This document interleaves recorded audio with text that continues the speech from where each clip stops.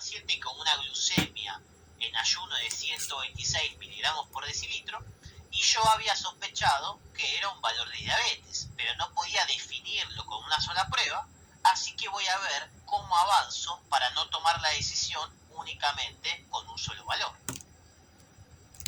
¿Qué voy a hacer entonces con este paciente? Yo repito esa glucemia.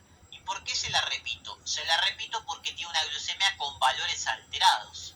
Para mí, valores de diabetes. No se lo voy a decir al paciente para no asustarlo, pero le digo, repetite de nuevo el estudio, hacelo bien, hacelo el ayuno, porque tuviste un valor alterado que no era de 70 a 110. Se vuelve a hacer la glucemia y me da correctamente y bien hecho 125 miligramos por decilitro. ¿Eso qué indica? Eso me indica que no es normal. Y me indica que no tiene diabetes. Qué suerte que no le diagnostiqué antes con diabetes porque me hubiera equivocado. Este paciente tiene una glucemia de 125 miligramos por decilitro, confirmada en otro estudio, lo que significa que tiene una glucemia alterada en ayunas. ¿Qué quiere decir esto? Que insulina tiene, pero que no está funcionando tan bien como debería. Si funcionara bien, tendría 70 a 110. Si no tuviera insulina, tendría diabetes. Entonces tiene insulina y funciona más o menos, tiene una glucemia alterada en ayunas. ¿Qué voy a hacer con este paciente? A este paciente lo que voy a hacer es generarle una prueba de tolerancia oral a la glucosa. No lo voy a dejar irse a la casa, sino que lo voy a evaluar con una PTOG. ¿Qué hace la prueba de tolerancia oral a glucosa? Se encarga de ver cómo es o cómo funciona la insulina. Quiero ver cómo está la función o el efecto de la insulina a nivel del sistema de receptores. Por lo tanto, lo que voy a hacer en esta prueba es darle 75 gramos de glucosa en 375 mililitros de agua. Lo que hace en un primer momento es medir la glucosa basal. Se le da esta solución de glucosa, que se la tome lo más rápido posible, y se mide la glucemia a las 2 horas. ¿Cuál es el objetivo? Si yo te doy una solución llena de azúcar, ¿vos qué vas a hacer? Vas a generar una hiperglucemia y vas a liberar insulina para que genere la hipoglucemia y que baje los valores. Si la insulina funciona correctamente, a las 2 horas yo debería tener un valor de glucosa baja porque hizo o funcionó correctamente el sistema. Se me liberó insulina al generar una hiperglucemia y la insulina tiene que generar correctamente su trabajo guardando esa glucosa en los tejidos o bajando la glucemia en la sangre a valores normales. De esta manera estoy probando la función de la insulina, si realmente funciona el sistema de la insulina. Obviamente también evalúa si hay o si no hay insulina. Pero ¿por qué no estoy pensando en si hay o si no hay? Porque si no hubiera insulina, directamente tendría valores arriba de 126. ¿Okay? Por lo tanto, acá me está diciendo que hay insulina, pero que no está funcionando correctamente y quiero evaluar su función con la PTOG. Luego de hacer la PTOG, este paciente a las 2 horas de producir el test va a tener 199 miligramos por decilitro. ¿Qué quiere decir esto? Bueno, voy a volver a sacar mis apuntes. En esos apuntes tengo que menor o igual a 140 es normal, que entre 141 y 199 es algo, y que mayor o igual a 200 es otra cosa. 140 normal, mayor o igual a 200 diabetes, y entre 141 y 199 intolerancia a los glúcidos o a los hidratos de carbono. Por lo tanto, ¿este paciente tiene diabetes? No. ¿Okay? Pega en el palo, pero no. ¿Es normal? Tampoco. Cuando yo tengo una PTG normal, espero que tenga un valor a las 2 horas debajo de 140 miligramos por decilitro. Eso me asegura que funciona correctamente los receptores de insulina. ¿Qué significa que tenga una intolerancia a los glúcidos o a los hidratos de carbono? Significa que esta persona tiene resistencia a la insulina, que la insulina está, pero que no está funcionando correctamente a nivel de sus receptores. Por lo tanto, tengo que tratar a este paciente. ¿Por qué? Porque si sigo aumentando la resistencia a esos receptores, ¿a qué voy a evolucionar? Que estoy muy cercano a la diabetes. Y para diabetes no hay vuelta atrás. Una vez que evoluciona la diabetes, la persona no puede volver para atrás o no puede generar la función anterior a este sistema. Entonces, ¿por qué es importante el tratamiento de la intolerancia a los glúcidos o a los hidratos de carbono? Porque de esta manera lo que puedo hacer es tratar y prevenir una complicación como es la diabetes. La intolerancia a los hidratos de carbono es reversible, mientras que la diabetes no. ¿Qué hago con este paciente que tiene intolerancia a los hidratos de carbono? Dieta y ejercicio. ¿Por qué dieta? Porque a este paciente le cuesta manejar los glúcidos, le cuesta utilizarlos, le cuesta guardarlos. Si le cuesta guardarlos, yo voy a evitar que tenga una ingesta copiosa o aumentada de hidratos de carbono, porque si no tendría una glucemia muy alta, y al tener una glucemia muy alta habría muchísima insulina y seguiría generando resistencia a la insulina. Lo que quiero es generar la menor liberación de insulina para que pueda funcionar correctamente a nivel de sus receptores. Me cuido respecto a la glucosa que consume día a día. Y lo otro que le voy a recomendar que haga es ejercicio. ¿Por qué? Porque el ejercicio se encarga de aumentar los GLUT4, los canales GLUT4. Al hacer ejercicio y aumentar los GLUT4, ¿ahora qué va a hacer? Los GLUT4 es un elemento que dependía de la insulina. Estoy aumentando la formación de canales que utiliza la insulina para meter la glucosa en los tejidos. Por lo tanto, ¿qué estoy haciendo? Estoy haciendo que ahora ingrese más cantidad de glucosa a los tejidos sin necesidad de liberar insulina. El ejercicio es el único elemento que se encarga de disminuir la resistencia a la insulina, porque ahora la glucosa va a poder ingresar mucho más fácil a los tejidos y voy a usar menos cantidad de insulina a nivel de mi cuerpo. Al usar menos cantidad de insulina, esos receptores dejan o empiezan a disminuir su resistencia, que se había producido por estar constantemente activados, y empiezo a mejorar esta situación hasta que la persona puede revertir su resistencia y volver a valores normales. Importantísimo el tratamiento, porque de esta manera evito que la persona evolucione a una diabetes.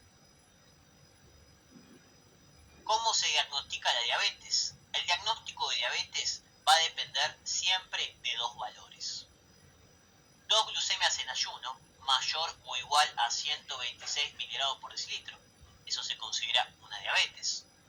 Una glucemia alterada en ayunas entre 111 y 125 miligramos por decilitro, más una prueba de tolerancia oral a la glucosa arriba o mayor o igual a 200.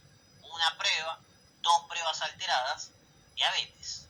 Y hay una sola vez que se puede diagnosticar diabetes con una sola prueba, que es una glucemia al azar mayor a 200 miligramos por decilitro, una sola prueba en cualquier momento mayor a 200, más la clínica de la diabetes. ¿Y qué sería eso? Polifagia, pérdida de peso, poluria y polidipsia. ¿Por qué esa clínica? Es única vez. ¿Por qué única vez? Porque si la persona tiene esa clínica, significa que está descompensado y que no tiene nada de insulina y que su cuerpo ya de por sí con cualquier glucemia está funcionando mal. ¿Por qué estas variables? ¿Por qué las 4P de polifagia, pérdida de peso, poliuria y polidipsia? La poliuria y la polidipsia, poliuria es orinar mucho, tiene que ver con lo que vimos con respecto al primer TP, ¿se acuerdan? De ADH. En este caso, como la glucosa es osmóticamente activa, va a filtrar a nivel renal y como se saturan estos receptores que reabsorben, estos canales SGLT1 se saturan, ¿qué va a pasar? No va a poder reabsorber toda la glucosa, va a aparecer en orina y como es osmóticamente activa, arrastra agua y hace que orine mucho. Como orina mucho, va a tener mucha sed para compensar. ¿Por qué la polifagia y la pérdida de peso?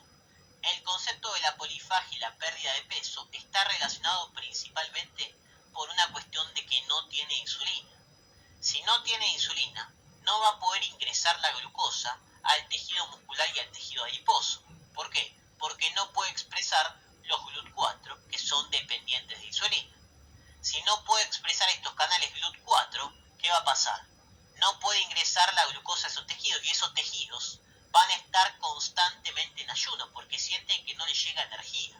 Así que que van a mandar señales de ayuno, van a hacer lipólisis, catabolismo, voy a empezar a perder esas reservas de esos tejidos porque sienten que no les está llegando alimento. Y van a mandar señales a mi cuerpo de que, che, come alimento porque no me está ingresando glucosa a esos tejidos. Aunque yo como un montón de alimento, voy a aumentar cada vez más la glucemia en mi cuerpo, pero no se va a meter en esos tejidos y esos tejidos van a seguir generando actividades catabólicas y generando señales de hambre. Si no tengo la insulina, no hay GLUT4 y no puedo ingresar al tejido adiposo y al músculo que me van a generar toda esta cuestión clínica de la polifagia y la pérdida de peso. ¿Y qué es lo que pasa ante una situación de hipoglucemia? La hipoglucemia tiene diferentes hormonas hiperglucemiantes que se encargan de revertir o de mantenerla. Y tengo un orden de tiempo y de glucemia para que éstas aparezcan, que lo vamos a representar con el siguiente gráfico. Ante una baja de glucemia, se me van a activar diferentes mecanismos para tratar de compensar esa baja de la glucosa. Y el primer concepto que tenemos que marcar, que es súper importante, es que cuando la glucemia empieza a bajar, antes de que aparezcan los hiperglucemiantes, como es los rápidos o los lentos, lo primero que tiene que suceder es una baja en la secreción de insulina. ¿Y por qué tiene que bajar la insulina? Para que aparezcan los hiperglucemiantes rápidos, como era el glucagón, porque tenía que ver con la regulación. La insulina se encargaba de inhibir al glucagón. Por lo tanto, primero baja la insulina, porque está bajando obviamente la glucosa. ¿Se acuerdan de esta regulación ultracorta? Si hay poca glucosa, ingresa poco por los GLUT2, por lo tanto se me libera poca insulina. Al bajar la glucemia, me baja la secreción de insulina y esto hace que se deje de inhibir al glucagón. Por lo tanto, puedo entonces liberar al glucagón y a la adrenalina, lo que serían los hiperglucemiantes rápidos. Hay un debate entre que hay uno primero y después viene otro. Fíjense que aproximadamente en este valor de una glucemia abajo de 70, 68, aumenta la secreción de glucagón y adrenalina. ¿Para qué? Para volver a estos valores de glucosa normal.